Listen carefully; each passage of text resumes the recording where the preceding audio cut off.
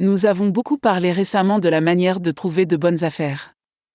Lorsque vous traitez avec des vendeurs individuels, je vous recommande de suivre les étapes suivantes. Prenez contact, publicité. Parlez au téléphone et fixez un rendez-vous. Négociez l'affaire. Vérification préalable. Conclusion. Dans la liste ci-dessus, la conclusion fait référence à l'achat effectif de la maison. Une fois l'affaire conclue, il n'est plus possible de revenir en arrière. Dans le processus de négociation, il y a également une conclusion. Ce que j'entends par là, c'est le fait d'amener le vendeur à accepter l'accord et à signer le contrat. Je veux parler aujourd'hui de la manière de conclure les négociations et d'amener le vendeur à accepter votre offre. Cela ne se fera qu'après que vous ayez accepté verbalement l'offre.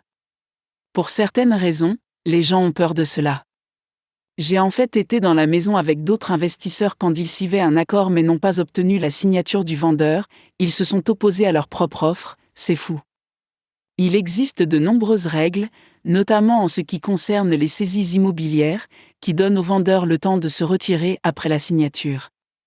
La bonne chose à faire est de lui donner ce temps, mais vos chances sont bien plus élevées s'il signe un contrat sur le champ. Obtenez toujours un engagement écrit lorsque vous le pouvez.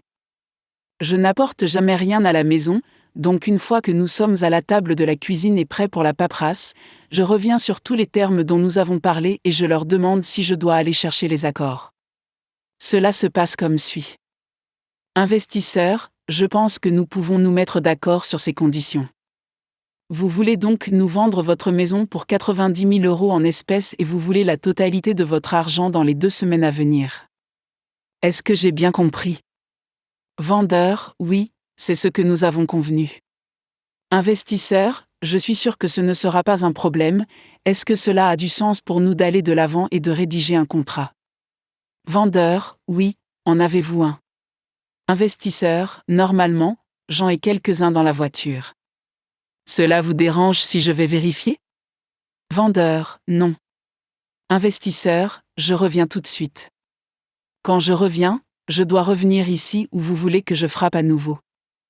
Vendeur, non, ne frappez pas, revenez ici. À ce stade, vous allez chercher votre contrat et vous revenez.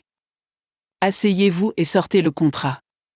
Ne l'appelez jamais un contrat car ce mot fait peur aux gens. Parcourez le contrat et remplissez les cases vides mais demandez au vendeur son avis sur chaque ligne que vous pouvez. Par exemple, vous pouvez lui demander « Comment s'écrit votre nom ?» Et est-ce ainsi qu'il figure sur le titre de propriété ? Quelle est la date d'aujourd'hui ? Quelle est l'adresse ? Même si vous connaissez les réponses, posez autant de questions que possible pour qu'il ait l'impression d'avoir participé à l'élaboration de l'accord. Une fois l'accord terminé, dites à haute voix « On dirait que j'ai mis mon nom ici » et signez-le. Passez l'accord et dites « On dirait que vous avez mis votre nom ici ».